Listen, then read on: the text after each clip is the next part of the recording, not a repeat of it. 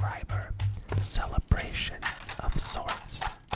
So today I am making a raspberry cheesecake, and I put a little number 500 out of blueberries amidst the raspberries on top to showcase this very special occasion.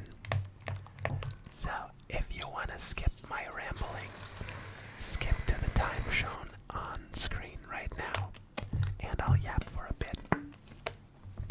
Thank you very much for 500 subscribers. I know it's more like 600 now, but I wouldn't be someone creating content on YouTube if I didn't upload a subscriber special after having a few more subscribers than the special says. So yeah, thank you very much for all of the support in all of my videos. I really enjoy reading your guys' comments and responding to them, and I hope the community will grow larger from here on out.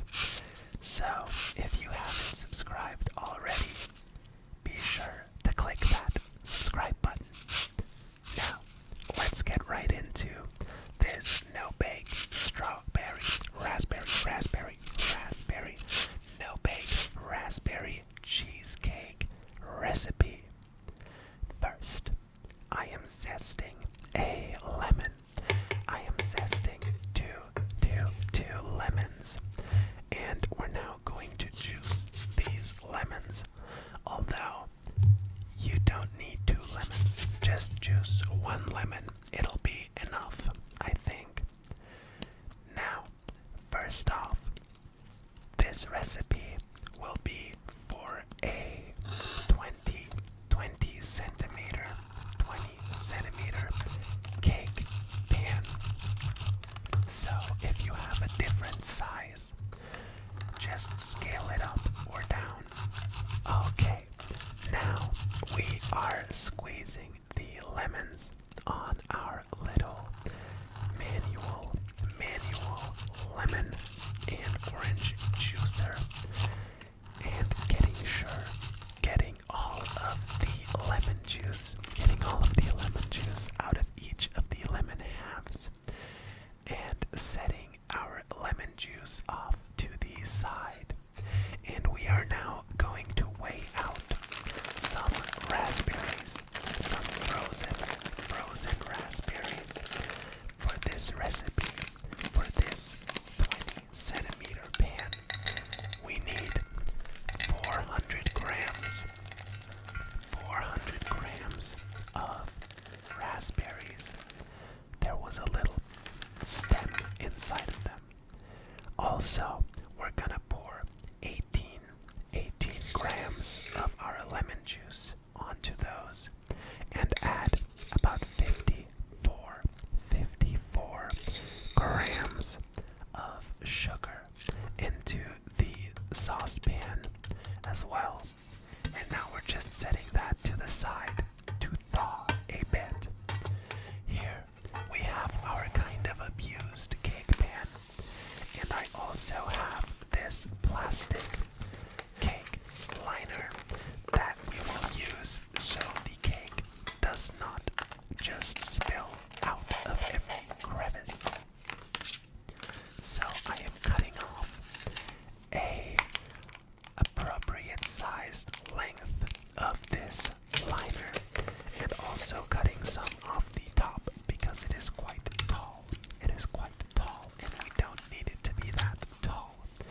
Now I am taping that shut. So we have a circular plastic cake liner that fits perfectly into our cake pan.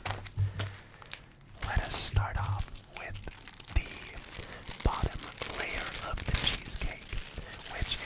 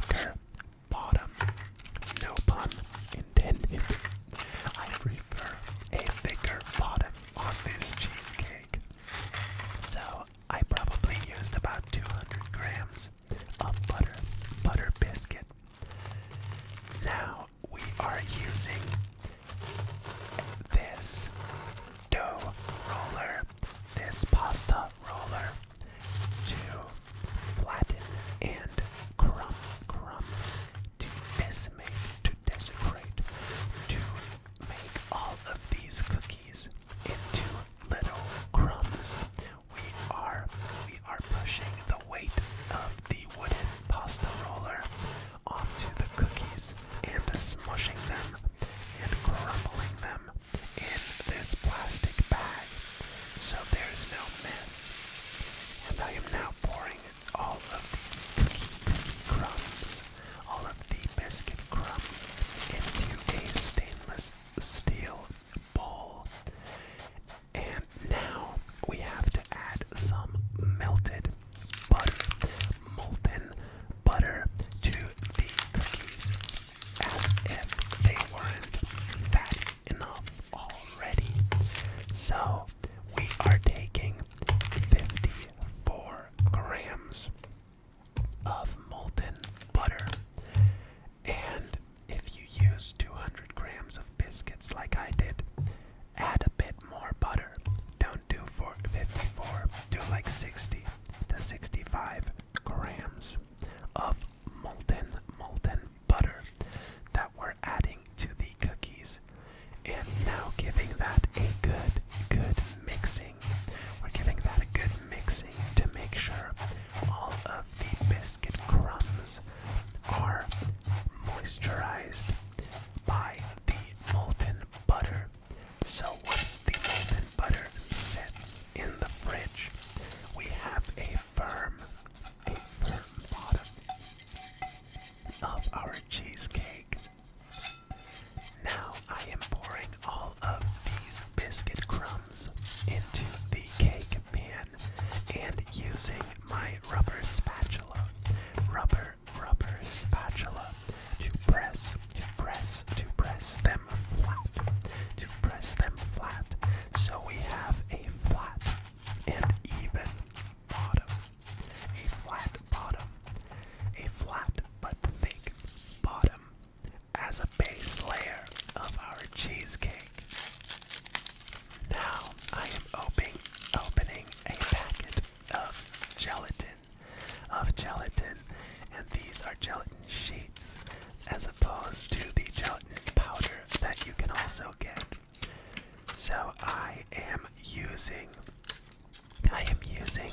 11 grams of gelatin sheets here that we're just setting to the side in some cold water so the gelatin can soften. I decided to cut it in half, although that was just a bit messy, and it really served no purpose because the sheets are gonna soften up so much in the water anyways. Now I'm just trying to separate all of the sheets so they get an even coverage of water. And I am now taking out a half-liter bottle of milk, of which we'll only need about 50 to 55 grams of milk. And we're gonna melt the gelatin into the milk later. Now, let us make the base, the middle part of the cheesecake, the cheesy part of the cheesecake, I suppose. For that, we'll need 360 grams of cream cheese, and I always use the smooth and fatty kind. And we'll also need 160 grams of sour cream, along with 54 grams of white sugar that we're adding to the bowl as well. Now, using my rubber spatula, we'll just homogenize all of these ingredients. We'll give them a quick mix with the rubber spatula so that everything is nice and combined, nice and incorporated into each other. Now, moving on to the stove top, we are going to make our raspberry sauce with the raspberries, sugar, and the lemon juice that we added to the saucepan earlier. I am just cooking that down on high heat until the raspberries are thawed and cooked through. Once they're cooking for a bit, the raspberries will disintegrate all by themselves, and you could use a blender to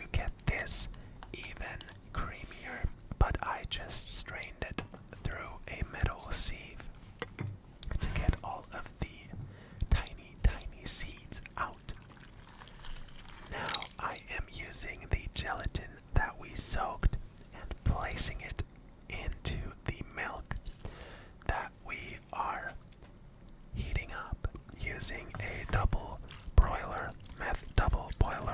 I don't know, bain-marie setup where we boil water and place a little bowl with our to-be-warmed milk on top that just gets heated by the steam from the water below.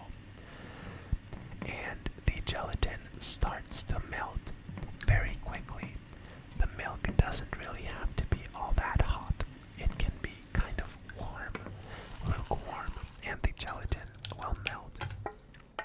Moving back to the countertop, I am now using this metal strainer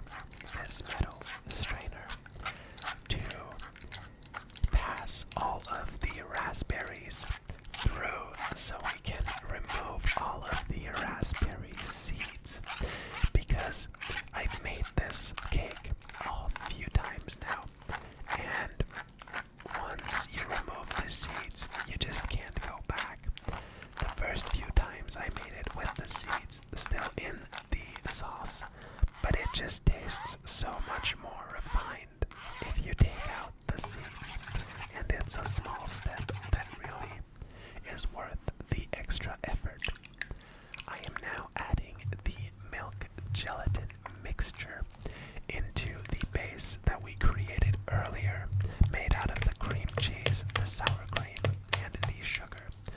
Incorporating that so once it sets, the gelatin can harden the middle part of the cheesecake.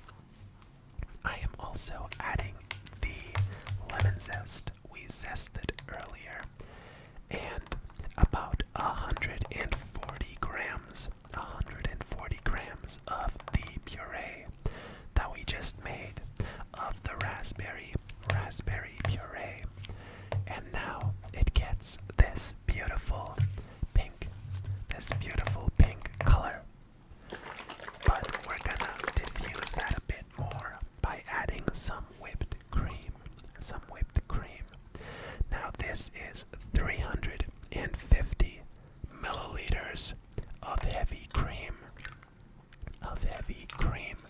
that I am adding another 30 grams of sugar into, and using this hand mixer, this electric mixer, we're going to beat this heavy cream. We're going to whip this heavy cream until we get stiff peaks. We want this heavy cream to have stiff peaks, so we can then fold it into the cream cheese, sour cream, raspberry mixture. We want to fold it in until there are virtually no lumps remaining. But first, we gotta whip this cream till we get stiff peaks. Now I am taking one small scoop of our whipped cream and adding it to the cream cheese mixture and folding that in. Then adding another bit of the whipped cream and folding that in. Now you can still see a lot of lumps. But once we add all of the rest of the whipped cream, we will start to do this a bit more vigorously. Now ideally, you want to lose as little air as possible when folding this in. But the taste will be the same regardless. So just give that a good beating. Make sure all of it is incorporated so you don't have small spots that are just whipped cream. I think that's more important. Now after the cookie bottom has set in the fridge, we are adding our cream cheese layer onto the cake pan as well. And I always am a bit impatient when it comes to this cake. Now typically you'd rest this in the fridge for about half a day, but I always put it in the freezer for like an hour. Works like a charm. Works like a charm. Just put it in the freezer. Now I am soaking some more gelatin in cold water because this cake has a lot of gelatin in it since there is no baking involved to set the ingredients. We are instead using gelatin. This will be the top layer, including the fruit on top, and it is 360 grams of water, 18 grams of lemon juice, 70 grams of sugar, and 13 grams of gelatin. I am also filling up my sugar container with some fresh sugar. Now I am adding the 13 grams of gelatin, and I am also adding the soaked gelatin into the raspberry puree from earlier. Into the raspberry puree, we are adding about 50 grams of water and 9 grams of gelatin as well. Now heating that up a bit so the gelatin can melt into the puree. And as you can see, it is all dissolved now. It is all dissolved.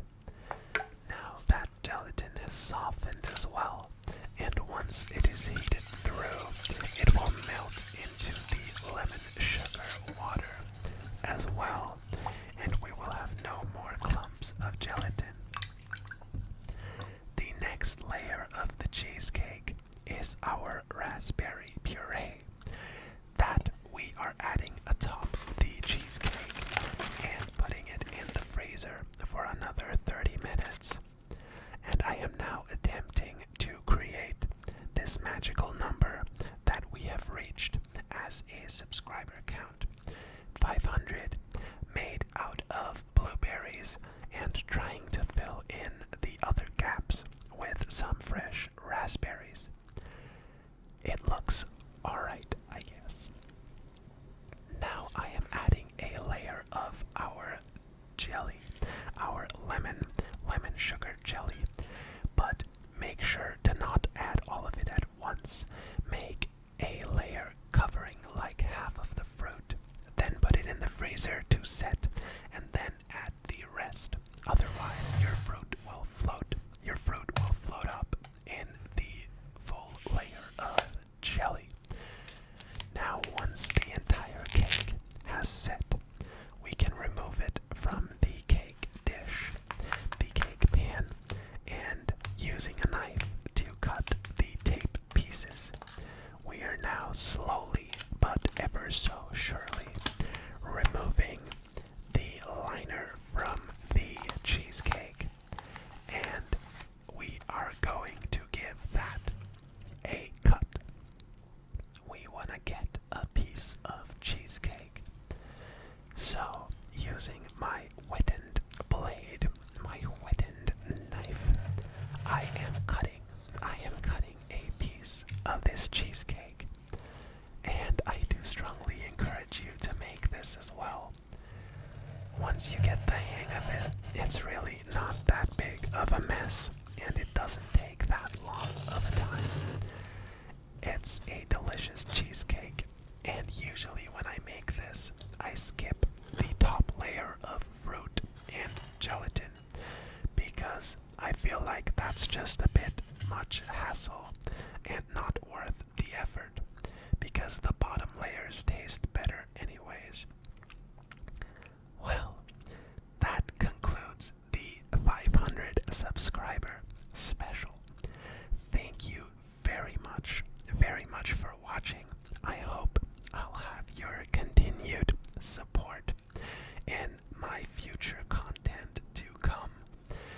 And yeah, thank you very much for watching. If you haven't subscribed already, please be sure to do so if you